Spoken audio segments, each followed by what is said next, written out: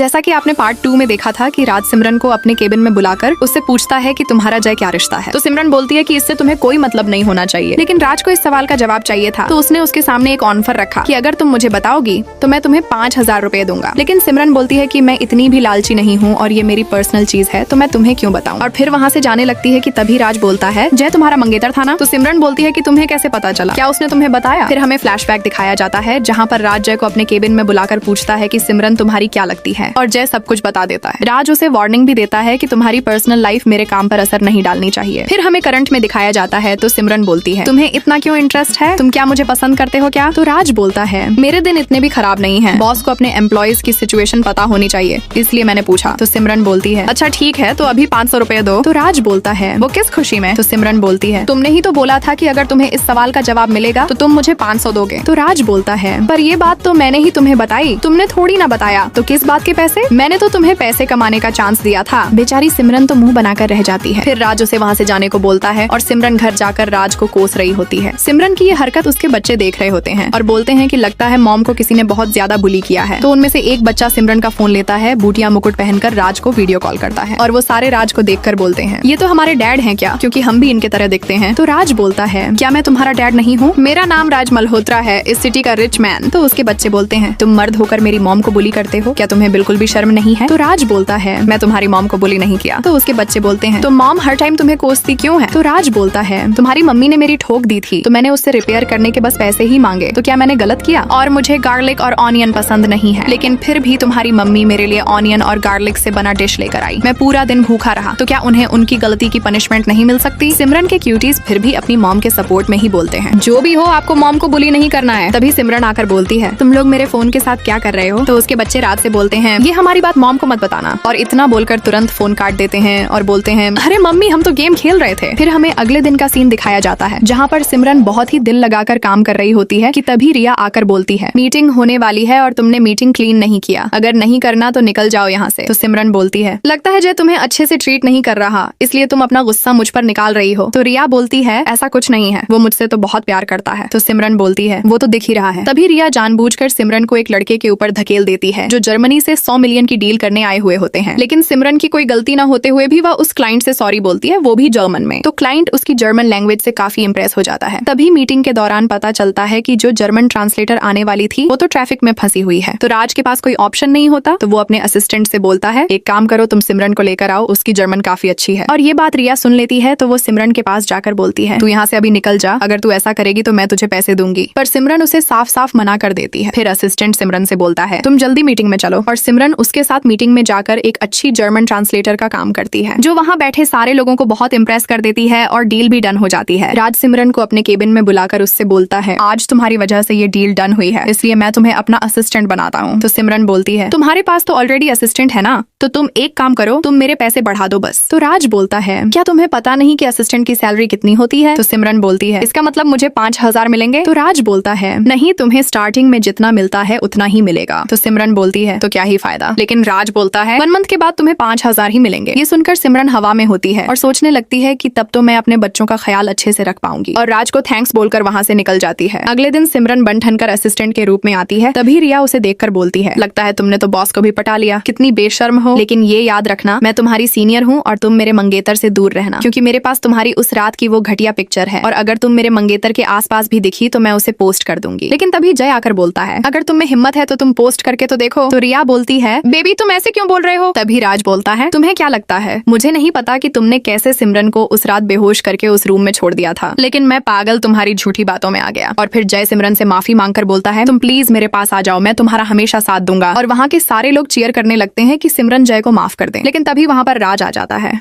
और ये पार्ट यही एंड होता है। मिलते हैं नेक्स्ट पार्ट में, और अगर आपको ये पार्ट पसंद आया है तो प्लीज कमेंट सेक्शन में बताओ। Thank you for watching.